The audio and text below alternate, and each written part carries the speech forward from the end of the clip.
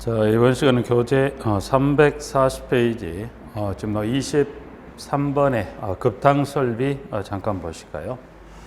자, 이번 시간에 급탕설비를 들어갑니다.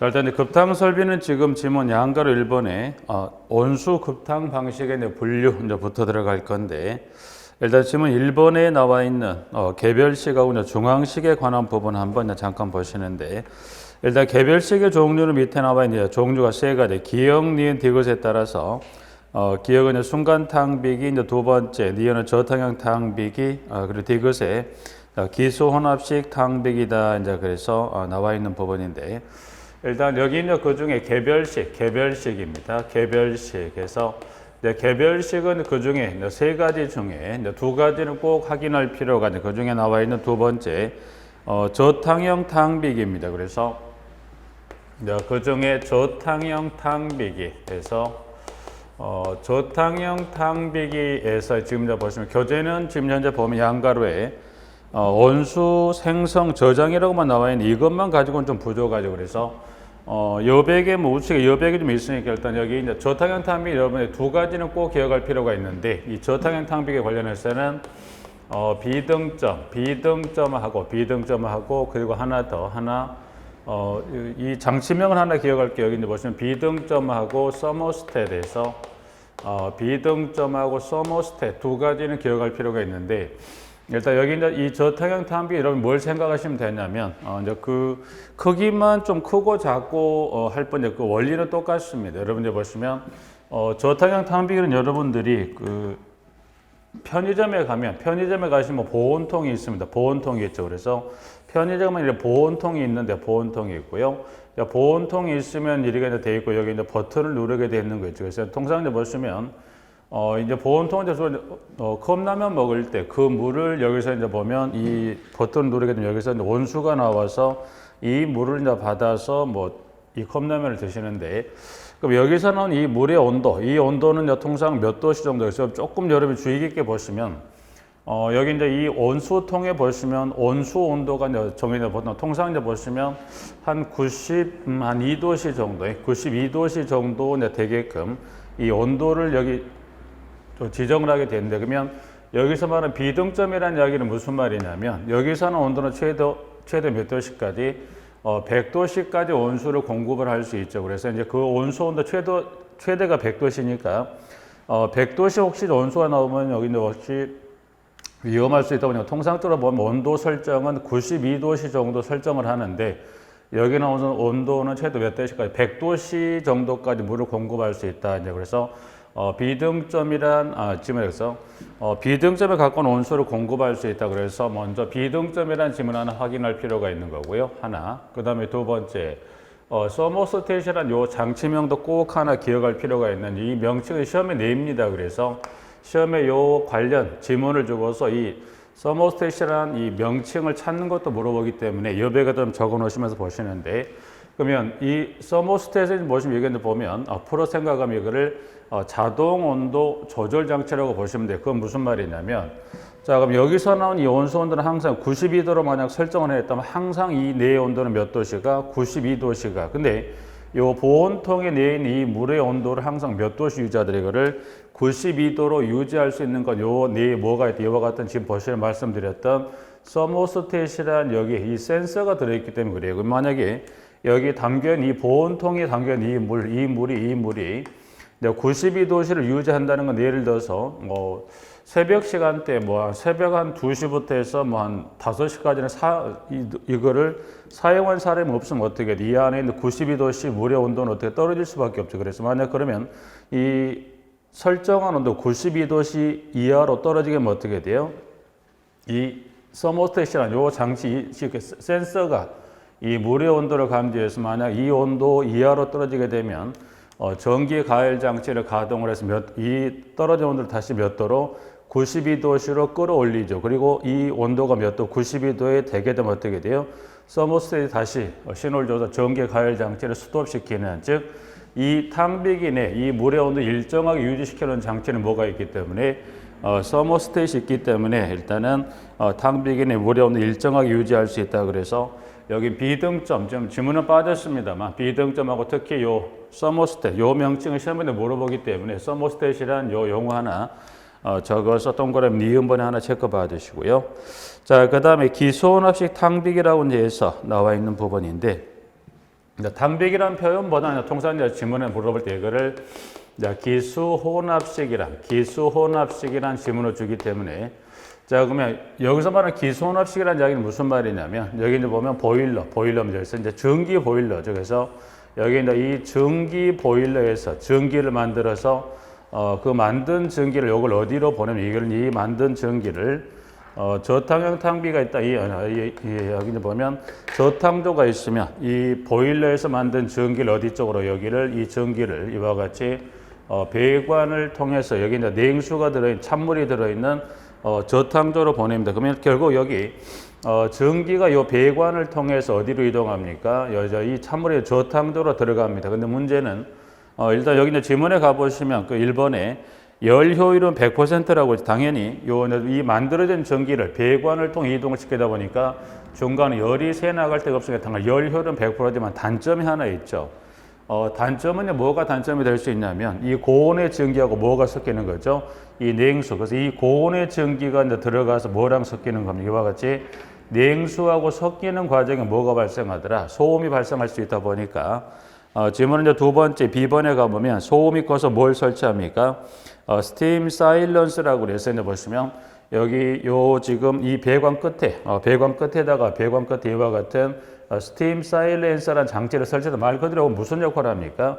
이 고온의 전기하고 물이 섞이는 과정에 발생된 소음을 이 배관 끝에 설치된 이 스팀 사일렌서라는 이 장치를 가지고 이 소음을 줄여주는 역할을 합니다. 그래서 기소혼합식은 두 가지 정도 기억할 필요가 있죠. 보시면 지금 보면 열 효율은 몇 %더라? 100%인데 단점은 이 고온의 전기하고 냉수가 섞이는 과정에 소음이 발생하다 보니까 무슨 장치를 설치하자? 스팀 사일렌서를 설치합니다. 그래서 명칭은 여기 서머스텟하고 그리고 기소혼합식에 있어서는 스팀 사일렌서, 즉 이 배관 끝에 설치돼서 이 전기하고 이 냉수가 섞이는 과정에 발생되는 소음을 줄여주는 이 스팀 사일렌서를 설치합니다. 그래서 개별식에서는 지금 보면 저탕형 탕비가 기소혼합식 정도 두 가지 좀 확인할 필요가 있는 거고요.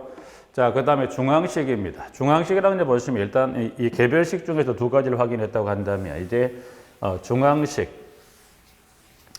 중앙식은 지금 보시면 여기 두 가지로 나눠지는데 두 가지로 이제 보시면 중앙식입니다. 중앙식. 자, 개별식의 두 가지하고 중앙식입니다. 자, 중앙식은 이제 여기도 마찬가지예요. 중앙식은 두 가지로 나눠지는데 지금 이제 보시면 직접 가열식하고 간접 가열식. 그래서 보시면 직접 가열식. 자, 그러면 직접 가열식하고 그리고 간접 가열식이다 이제 그래서 나와 있는데 일단은 요 직접하고 간접 어떤 이 공급 경로를 통해서 급탕을 피력해서 보냅니까? 그래서 직접은 말 그대로 여기 직접 가열식에 보시면 보일러가 있으면 보일러가 있다면 보일러에서 만든 원수라고 한다. 원수를 직접 보일러에서 만든 원수를 직접 요 배관을 통해 직접 공급한다면 이게 뭐죠? 이게 직접 가열식입니다. 이게 이제 직접 가열식이라고 보죠. 그러면 간접이라는 건 직접 이 보일러에서 데핀 그 급탕을 직접 보내는 게 아니라 간접이다. 그래서 여기 이제 보시면 보일러가 있다고 한다면 여기 이제 저탕조가 있을 거고 저탕조가 그럼 여기 이제 보면 이 보일러에서 이 저탕조 가열 코일을 설치해서 여기서는 만든 어떤 온수나 전기를 이 가열 코일을 여기 통과를 시킵니다. 통과를 시키는 과정 여기는 이 저탕조에 있는 이 물은 어디서 이 가열 코일을 통과하는 이 물에 온수를 빼서 그 물을 간접적으로 데워서 이와 같은 필요 개소로 보내는 형태. 이게 지금 보시면 이 물을 열을 뺏어서 이 물을 직접 데운 게 아니라 간접적으로 이 가열 코일을 순환한 열을 뺏어서 물을 데워 공급하는 게 이게 이제 보면 간접 가열식. 그래서 이게 이제 말 그대로 직접 보일러에서 이거를 필요 개소에 보냈더라. 그래서 이걸 이제 직접 가열식의 개념 하나 보고요. 이게 이제 보면 직접이 아니라 어디에서 저탕조에서 이 가열골에 순환하는 열을 빼서 간접적으로 대운물을 공급하는데 이게 간접가열식에서 여기는 그 공급 경로, 이 경로부터 가장 첫 출발이 가는데 자, 지문은 지금 그래서 기역의 직접가열식하고 두 번째 니은의 간접가열식인데 여기서 이제 보시면 일단 그러면 이 공급 경로 이와 같은 직접 그리고 간접인데 그래서 여기는 이 직접하고 간접을 여기를 요 두 가지 비교입니다. 비교. 이 직접하고 간접가열식의 비교 관련 지문에 이제 보시면 근데 크게 한 두 가지 정도 뭐 기타적인 것도 있긴 하지만 이 두 가지를 비교했을 때 한 두 가지 정도 놓고 보시면 자, 이제 두 가지 비교한다는 건 여기 이 두 가지, 이 직접가열식하고 간접가열식 비교하는 지문에 크게 한 두 가지만 일단 놓고 봤을 때 열 효율입니다. 열 효율. 그럼 열 효율은 어디가 높을까? 당연히 보일러에서 직접 가열에 보내는 거하고 이 간접적으로 가열에 보내는 거하고 당연히 열 효율은 어디가 더 높을까요? 간접보다는 어디가? 직접 가열식 열 효율은 더 높겠죠. 그래서 열 효율 측면에 뭐가 더 낫습니까? 간접보다는 직접 가열식 열 효율이 높다는 거 하나 봐두시고요. 자, 그 다음에 스케일입니다. 스케일. 자, 스케일이란 건 여기는 어디 끼는, 여기서 말하는 스케일이 낀다는 건 보일러 내입니다. 그래서 그러면 보일러 내에 끼는 스케일은 해서 봤을 때 그러면 보일러 내에 끼는 스케일은 어디가 더 많습니까? 라고 물어봤을 때 일단 이리가 뭐 여기는 굳이 외울 건 없습니다. 그러면 여기는 어디에 끼는 이 보일러 내에 끼는 스케일의 정도가 어디? 즉 금속 찌꺼기가 달라붙는 정도가 어디가 더 많이 끼냐라고 봤을 때 이렇게 보시면 되죠. 자, 직접은 공급해서 그럼 여기 필요서 이 급탕에 이 필요해서 이 급탕 필요한 만큼의 급탕 물을 뽑았을 거예요. 그러면 물을 뽑았을 만큼의 어떻게 돼요? 물이 부족한 것은 이때 이 직접 가열식은 그 새로운 냉수가 어디로 냉수가 공급되는 거 어디예요? 여기는 직접은 여기 보일러로 공급되는 반면에 여기 간접 가열식 여기도 필요한 급탕기에서 필요한 만큼의 물을 뽑았을 거예요. 뽑았을 만큼의 새로운 물이 이때는 어디로 공급됩니까? 이때는 보일러가 아니라 여기 어디로 가면 이게 이 뭐 새로운 냉수가 어디로 공급돼? 이게 저탕조로 공급이 되죠. 그러다 보니 아무래도 이 새로운 이 물 속에 들어있는 냉수, 물이라고 봐도 관계 없겠네요. 요새 냉수란 표현보다 물, 뭐 같은 표현이긴 한데 이 물 속에 있는 뭐가 이 탄산칼슘이 아무래도 이 들어있다 보니 이 물이 여기 있는 보일러 같은 경우는 이 새로운 물이 계속 공급되다 보니까 어떻게 돼요? 보일러 내면 스케일에 끼는 정도가 아무래도 뭐에 비해서는 지금 보신 대로 지금 간접 가열식보다 많이 끼죠. 여기도 마찬가지 그러면 보일러 이 간접 가열식과 보일러 물론 스케일에 끼는 정도가 끼긴 하지만 뭐에 비해서는 적게 낀다는 겁니까? 직접보다는 적게. 그러면 여기 이 간접은 어디가 낄 수 있다는 거죠? 이 저탕조 내가 스케일이 발생할 수 있죠. 그래서 여기서 물어봤던 건 어디라고 그랬어요? 보일러 내에 끼는 정도를 물어봤기 때문에 직접적으로 이 냉수가 공급되는 이 직접 가열식의 보일러 내에 끼는 스케일의 정도가 이 간접보다는 훨씬 많더라. 그래서 스케일은 어디가 많이 끼냐고 물어봤을 때는 간접 가열식이 직접이 많이 끼고 간접이 뭐 적게 끼는 정도에서 이렇게 정도에서 두 가지 정도 경도 잠깐 확인해서 이제 개별식하고 중앙식 이 두 가지는 꼭 구분하셔야 돼요. 이 개별식 중에서 하나, 둘 그리고 중앙식은 이 공급에 관한 이 급당 공급 경로하고 그 중에 두 가지 열 효율하고 스케일에 관한 정도는 두 가지 꼭 비교지문 봐두시고 기타적으로는 보시면 요 가열 코일이 필요한 건 어디예요? 직접이 아니라 간접 가열식에서 뭐 그 정도 간단하게 중앙식은 두 가지를 좀 구분할 필요가 있는 거고요.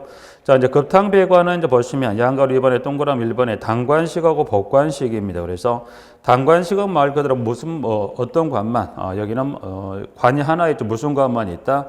공급관 하나만 있는 게 단관식, 그리고 복관식이라는 건 순환식이라고 그래서 수전을 열면 즉시 온수가 나온다. 그리고 시설비가 비싸다. 아무래도 복관식은 관이 하나 더 있다고 보시면 되고 그래서 복관식만 잠깐 볼까요? 복관식.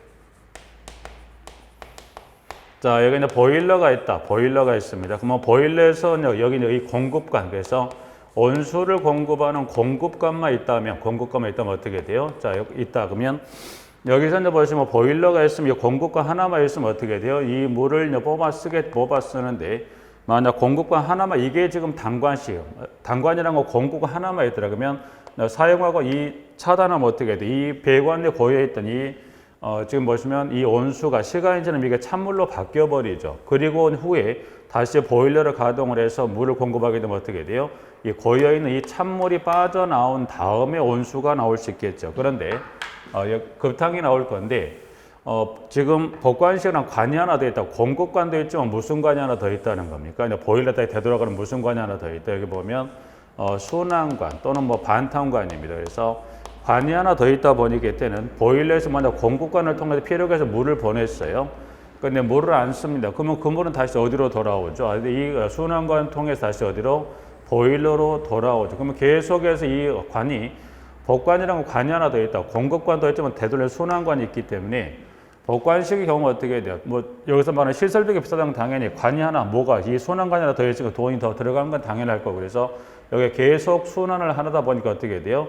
이때는 요 밸브를 열자마자 무슨 물이 나올 수 있습니까? 이때는 바로 뭐 온수를 즉시 또는 뜨거운 물을 즉시 공급받을 수 있다는. 그래서 지문은 지금 니은번에 수전을 열면 즉시 온수가 나온다 그래서 있고요. 그래서 당연히 시설비가 비쌀 수밖에 없는 것은 지금 단관식은 공급관 하나밖에 없지만 여기는 순환관이 하나 더 있기 때문에 시설비가 비싸는 반면에 뭐가 온수를 즉시 얻을 수 있다라는 뭐 장점이 있다라는. 그래서 단관식은 복관식이죠. 복관식 어떤 특징, 소전을 열면 즉시 온수가 나온다 정도 봐두시고, 공급 방식은 이제 배관의 구배는 상향식, 급탕 수평 주관은 선상향, 복기관은 뭐 선하향, 하향식은 급탕 복기가 모두가 다 선하향 구배를 합니다라고 나와 있고요.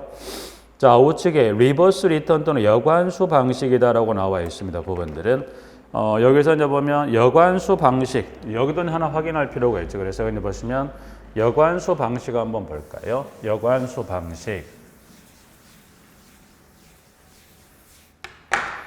그 중에 이제 보면 여기도 여관수 이제 배관. 이제 지금 근래 시험을 내는 지문은 방식이라는 뭐 표현은 뭐 틀린 건 아니겠지만 지금 근래 출제된 문항의 지문을 봤을 때는 여관수 배관이란 지문을 주고요. 이제 거의 이 여관수 배관이라는 지문을 주고, 혹시 이전 같은 경우는 보면 이거를 리버스 리턴 다시 되돌렸다 그래서 이거를 리버스 리턴 또는 여관수 배관인데, 지금은 이제 주로 여관수 배관이라는 지문을 가지고 이제 지문을 물어보는 지문에 문항 지문을 주기 때문에 이제 보시면, 그럼 이거는 왜 합니까? 하향식 배관의 온도차를 줄이기 위해서 그 층마다 순환 배관 길이를 갖도록 환탄관을 역회전시켜 배관한 것이라고 지문이 나와 있는데, 여기는 마찰 손실을 갖게 합니다. 그래서 여관수 이제 배관, 여기 가장 포인트가 되는 지문은 이겁니다. 여기는 여관수 배관은 마찰 손실을 갖게 합니다. 그럼 결국 마찰 손실을 갖게 한다는 것은 무엇을? 이 급탕의 이 유량을 즉 급탕을 균등하게 분배합니다. 그래서 뭐 균등한 먼저 지문 그대로 한번 좀 정확한 표현을 가볼까? 여기는 지문은 이제 이 마찰 손실을 갖게 해서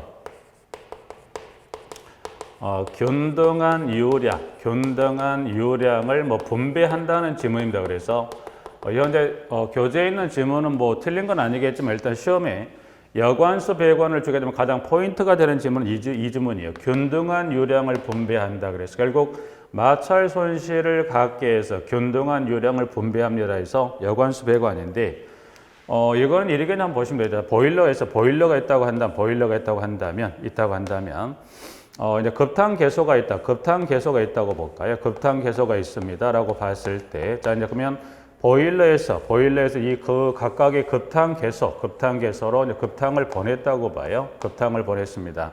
그럼 일단 이 각각의 이 급탕에서 갔던 이 온수를 다시 어디로? 보일러로 이거를 되돌려야 되겠죠. 그럼 일단 다시 이제 되돌려서 온다고 보죠. 되돌려옵니다. 자, 그럼 일단 여기 이제 가장 쉽게 이제 보면 이 보일러에 출발했던 이 온수 압을 봤던 이게 이제 보통 몇 킬로 정도? 10kg/제곱센치 제곱센치당, 이 제곱센치당 10kg의 압으로 해서 이 급탕을 보냈다고 해요. 그러면 첫 번째 이 급탕 개소에 갔을 때 어떻게 돼요?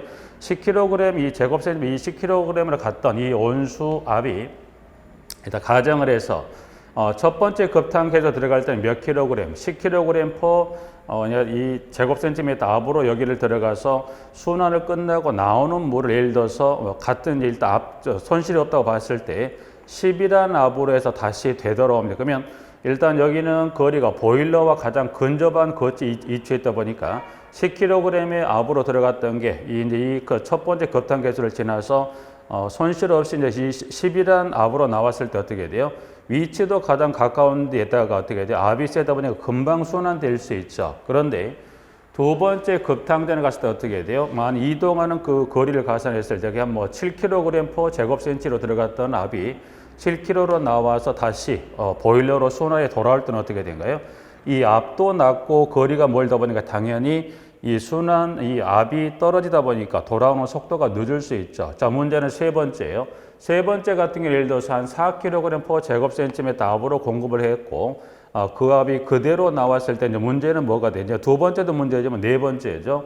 여기는 이제 보면 압 손실이 4kg/제곱센티미터로 공급된 이 세 번째 계수에서 4kg보다 빠져나왔던 이 물이 다시 어디로 와야 돼요?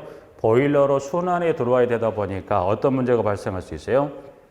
첫 번째는 가능한 빨리 위치도 가깝지만 압이 높다 보니까 빨리 돌아올 수 있고 두 번째는 늦죠. 그보다는 더 늦을 수 있죠. 세 번째는 어떻게 돼요? 이 4kg/제곱센티미터 압으로 돌아오는 것보다는 10kg보다 훨씬 돌아오는 속도가 늦죠. 그래서 이제 결국 뭐 하더라?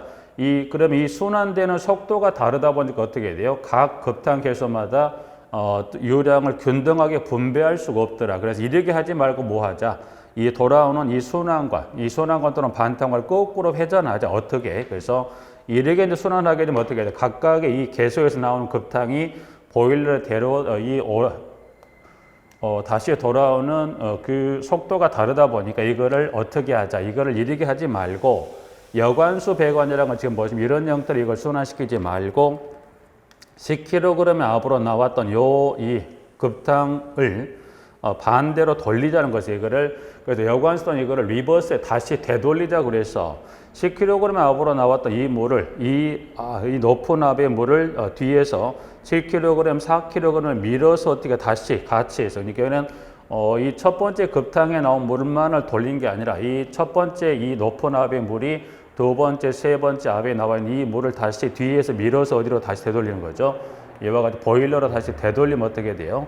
이제 순환 효율이 이게 높아지죠. 순환 효율이 높아져요. 그래서 그러면 순환 효율이 높아진다는 결국은 그러면서 뭐가 같습니까? 마찰 손실을 갖게 해서 각각 급탄 계수에 균등한 유량을 공급할 수 있겠죠. 분배 또는 공급할 수 있다라 그래서 이와 같은 형태를 돌려서 이제 보시면 보일러 되돌려서 이 각각의 이 급탄 계수의 마찰 손실을 동일 갖게 해서 이 유량, 이 따뜻한 물을 균등하게 분배하는 게 뭐가 있다. 이게 여관수 배관 또는 리버스 리턴이다. 그래서 여관수 배관도 지금 시험에 물어봅니다. 물어보는데 지문은 이제 보시면 가장 포인트는 지문에 따라서는 균등한 유량을 분배한 지문을 찾는 것도 물어보지만 균등한 유량을 분배하기 위해서 채택되는 배관을 찾는 이런 형태도 물어보기 때문에 이제 이 지문 보시면 혹시 지문 중에는 마찰 손실을 요 지문을 주기도 하지만 주지 아니하고 마찰 손실을 갖게 하여 균등한 유량을 분배한다는 지문을 주기도 하지만 또 그걸 뺀 요 지문만을 가지고도 물어보기 때문에 일단 여기는 양쪽 다 보셔야 돼요. 양쪽이란 것은 요 목적을 주고 배관을 찾는 아니면 이 배관법을 주고 목적을 찾는 지문과 양방향 다 물어보기 때문에 이제 그러한 부분들을 고려할 필요가 있다. 그래서 리버스 리턴 또는 여관수 방식도 한번 확인할 필요가 있는 거고요. 자, 그 다음에 양가로 3번입니다. 양가로 3번은 지금 급탕 설계 관련해 급탕 온도, 급탕 설비용 기기 관련한 부분이 나와 있는데 여기서는 이제 보시면 지금 양가로 3번에 동그라미 2번에 그 급탕 설비용 기기 중에 팽창관입니다. 팽창관. 팽창관 관련해 지금 A, B, C, D 네 가지가 나와 있는데 이제 팽창관하고 팽창 탱크죠. 이제 팽창관하고 팽창 탱크는 무슨 말이냐면 팽창관, 팽창 탱크는 여기 온수를 가해라. 냉수가 들어갔던 것을 이 가해를 하는 거죠. 냉수가 들어가게 되면 냉수를 이제 가해를 해서 그거를 냉수가 들어갔던 거 여기 뭐가 온수가 만들어져 필요 계속까지 이제 거기 공급을 하게 되는데 그럼 냉수가 들어가서 가해를 해서 온수가 만들어지면 어떻게 돼요? 이 냉수, 찬물을 가열해서 온수가 만들어지는 과정이 어떻게 돼요?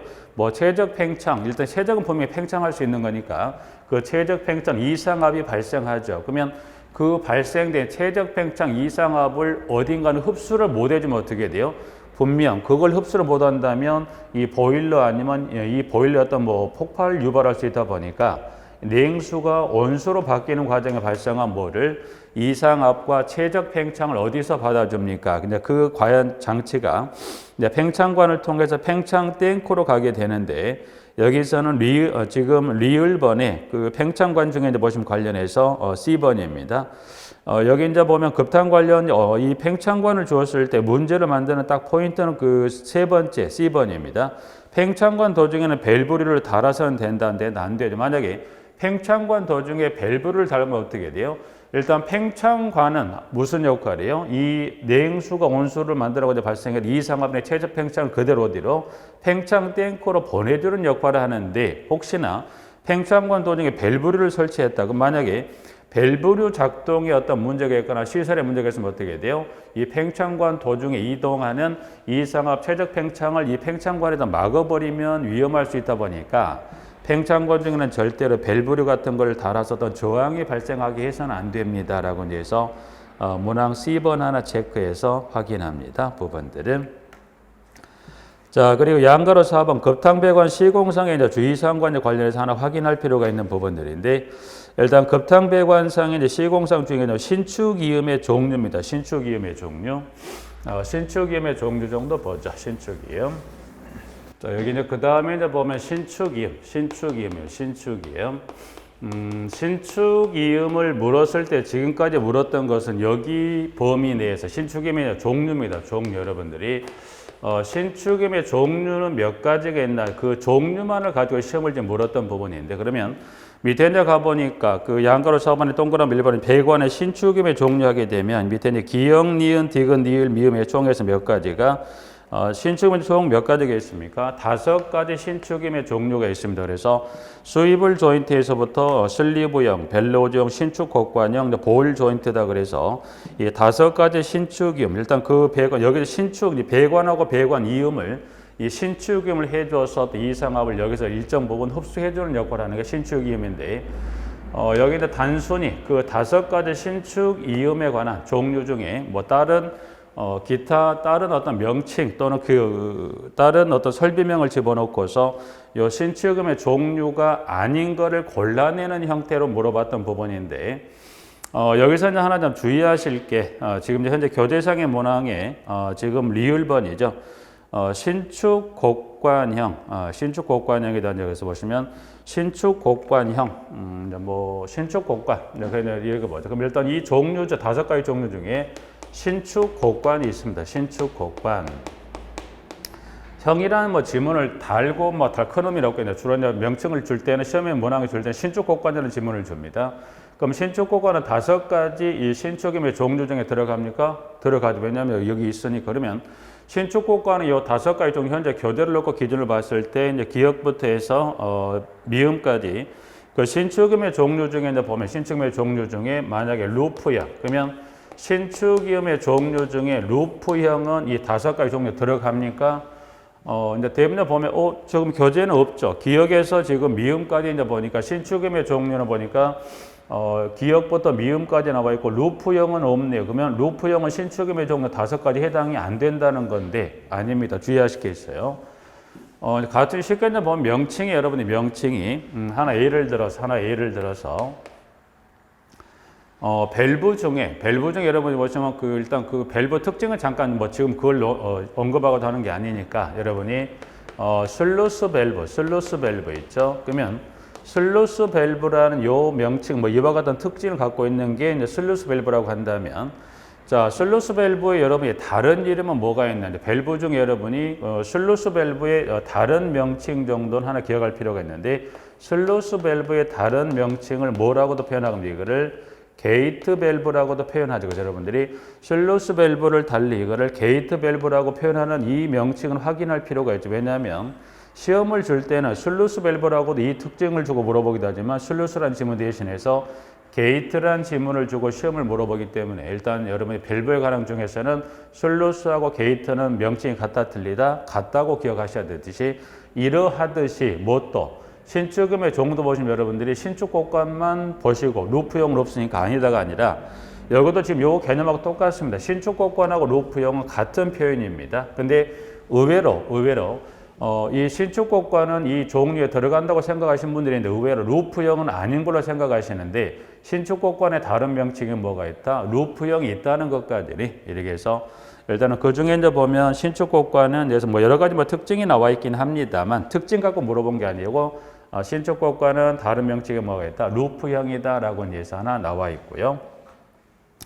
자, 그 다음에 이 신축임의 특징을 갖고는 물어보는 지문은 아직 물어보진 않았는데, 만약에 이 신축이음 중에 어떤 특징을 가지고 물어본다고 한다면 하나 정도는 확인해 둘 필요가 있는 게 있는데, 그 중에 이제 보면, 5가지 신축이음 중에 그 중에 지금 나와 있는 지문 첫 번째 뭐가 나와 있습니까? 수입을 조인트 또는 수입을 이음. 그래서 이제 보시면 뭐 수입을 조인트 또는 수입을 이음. 조인트란 표현보다는 시험에 내게 되면 이음이라는 표현을 주로 주는데 일단 수입을 조인트 또는 수입을 이음이다. 그럼 이 수입을 이음의 어떤 특징을 놓고 봤을 때 현재 교재상에 방열기 주변 배관 2개성 엘보를 사용하여 이용하며 저압에 사용된다고 되어 있는데 만약 수입을 조인트를 갖고 어떤 이 종류가 아닌 어떤 특징을 갖고 물었을 때 수입을 조인트는 어디에 사용됩니까? 라고 물어봤을 때 이제 물어볼 포인트가 되는 건 여기는 방열기에 쓰죠. 방열기. 그래서 방열기에 사용하는데 자, 그러면 방열기에 사용되는데 방열기 입구 측에 설치됩니까? 방열기 출구 쪽에 설치가 되냐고 물어봤어요. 그럼 어떻게 돼요? 방열기 입구 층에 2개 이상의 엘보를 사용해서 이걸 어떻게 돼요? 이 방열기 쪽으로 들어가는 온수나 전기에 그 신축임을 해주는 역할을 하는 겁니다. 그래서 수입을 조인트는 방열기 어디 쪽에 설치? 입구 쪽에 설치를 해서 이 방열기로 들어가는 온수나 그 다음에 그 전기의 어떤 전기의 어떤 이 최적 같은 거를 여기 이음을 통해서 여기를 어느 정도 흡수를 해준 상태에서 어디로 방열기 쪽으로 들여 보내주는 역할을 하다 보니까 이제 그 중에 하나 혹시 특징을 갖고 물어본다면 여기 이제 수입을 조인트는 방열기 어디 쪽에 설치합니까?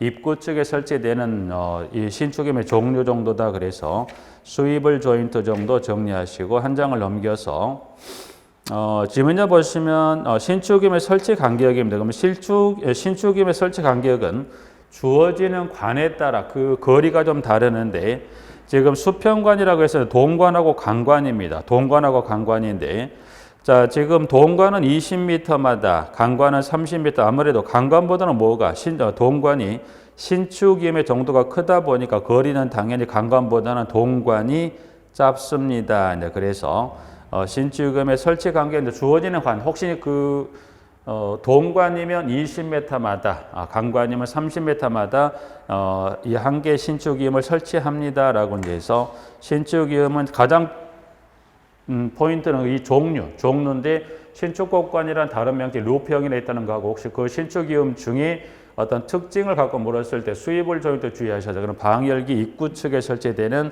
신축이음의 종류다 좀 잠깐 정리해 주면 될 것 같고요.